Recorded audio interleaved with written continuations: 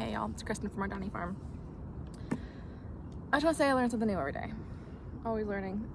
Whenever something goes wrong on our farm, we're like, it's a learning farm. Today's one of those days. So,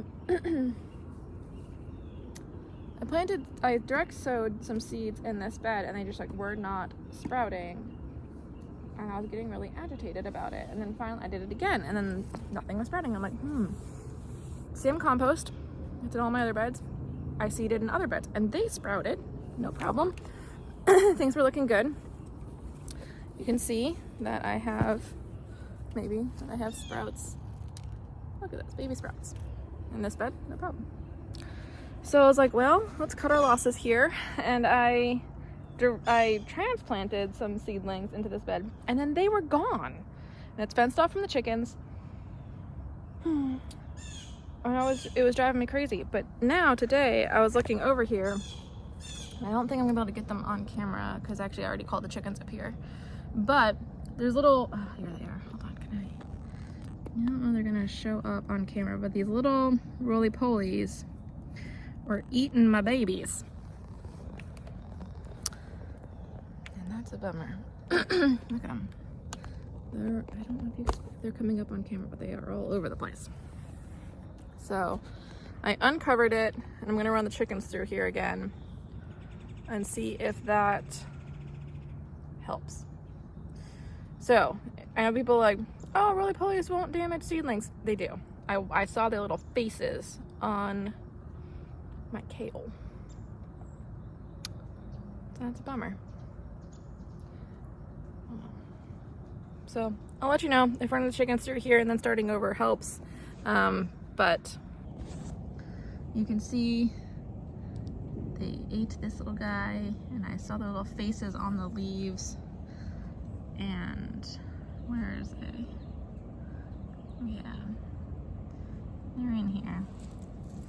So on one hand, I guess look at this monsters. So I threw some egg shells in here for the chickens, hoping to lure them in. Only one lonely survivor over there. Really disappointing. Really disappointing. So I'm gonna let the chickens in here. I'm gonna let those babies get a little bit bigger.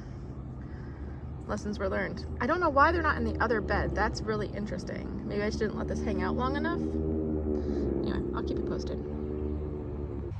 In other news though, check out my honey nut squash. Didn't get a huge harvest. This is where I'll try to sneak in another round before fall. But we're gonna get a couple. We still have another few weeks here, so and the cabbages in here are also doing okay. Last of our peppers. So transition period's doing okay over here. Peas are starting to pop up. It's good times in the garden. So we're using this netting to keep the chickens out of the garden. It is not the most attractive thing that I have ever come up with, but it is functional. So this is the end of our peppers and eggplants, who are kind of just wrapping up their season here. And then once these are out, we're already starting to have our cabbage going in, which is nice. So we're in one of my absolute favorite times of year where we are able to have these pretty cosmos and our brassicas occupying the same temperature space. So it's not too hot for the brassicas, it's not too cold for our flowers, and that feels magical. I would like to introduce everyone to Pedro. He just showed up here a couple of weeks ago, and at least so far Fred has been allowing him enough grace to stay. We'll have to see how that shapes up over time. He's not, per Fred, allowed in the coop. He's been roosting up in a tree outside of our house, but he has adopted us and he's allowed to be here. Also, I wanted to share with you guys, look at these gorgeous black sunflowers. It's like a whole mood. Really digging them. I was worried these weren't going to do well because the hurricane came through and bent a lot of their stems. But we do have some survivors here. I'm hoping enough to get some seeds so that they'll come back next year. It's just gonna be part of the chicken garden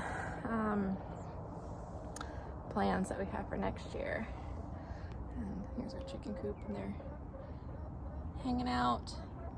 Our the OG girls are molting, and they look pretty dang rough right now. But hope is on the way because I see their feathers are coming in. But yeah, the first time your chickens molt is it's an experience. They're having a hard time. I love that those sunflowers match Fred. Who was hanging out in there with Daisy. She's been laying eggs behind the door in there. So we have so many nest boxes, and where do they lay eggs? On the floor, behind the door, under the carport. Easter egg hunt every morning. I know we could keep them like locked up and solve this problem, but yeah, such is life. So I already have feed soaking. I got up earlier when I let the chickens out to do that. So also Melissa was here last night, so I already have hay nets stuffed, which God save her. So I'm gonna run the golf cart out back and take some hay nets out to the horses.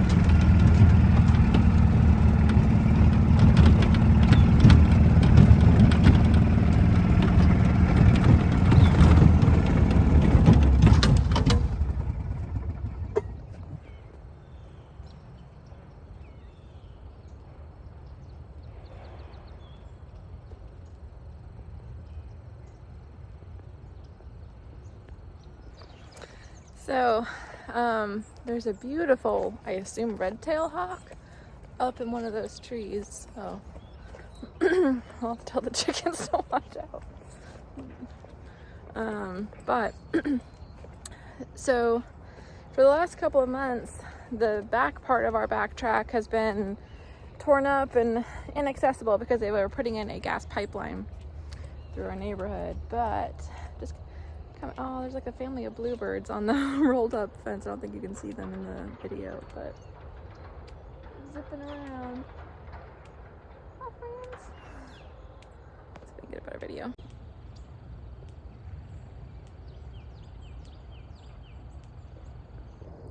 Anyway, but it looks like they're all done now, and they just put all of the dirt back and filled it in, and the pipeline looks done. And once they repair our fence, we can work on getting the horses all the way out back.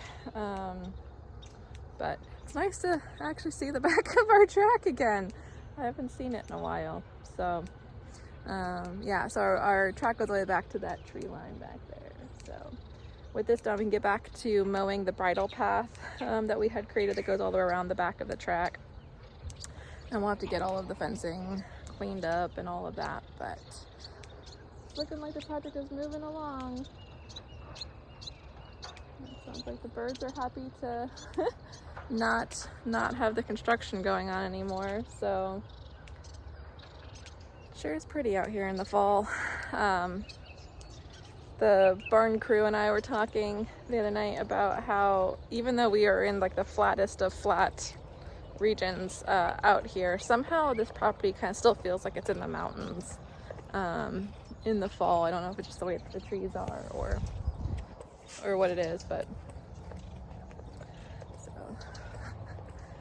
picking up here the empty hay nets. They still had some pretty full hay nets out here from last night, which is always good to see. Usually by this time of morning we're kind of into the dregs. Well, the hay nets kind of tend to look like this, but there was some pretty full ones still. Rose has been doing really well. And it looks like she's grazing. Yeah, she's not. She's hoovering up the last of the hay nets. So, oops, sorry, Belios. One of the things I find so interesting on this property is how much the horses share hay nets. And in fact, most times in the morning, I tend to only put out about 4 so that they end up moseying their way back up front faster for breakfast. Well, Dakota's in a little bit of a mood today. I wonder what her deal is. She's going around just picking on everybody, just giving little nibbles to everyone. But yeah, so here's poor Belios. He gets the worst of this. That is her uncle in terms of family dynamics here. But yeah, so now that the ponies have their hay back here, I'm gonna go ahead and mix up feed, add all their supplements and all that fun stuff. So happy ponies.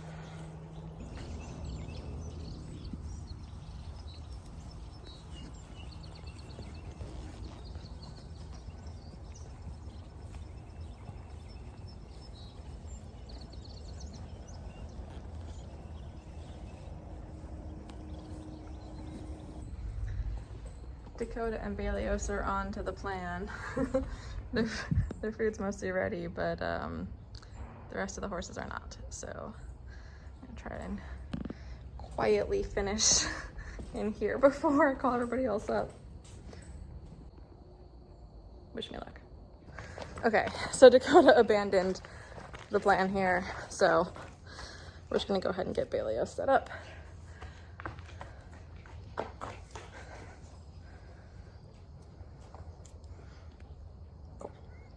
So, with him in and eating, I'm gonna go ahead and, hold on. I see a little Dakota face staring at me.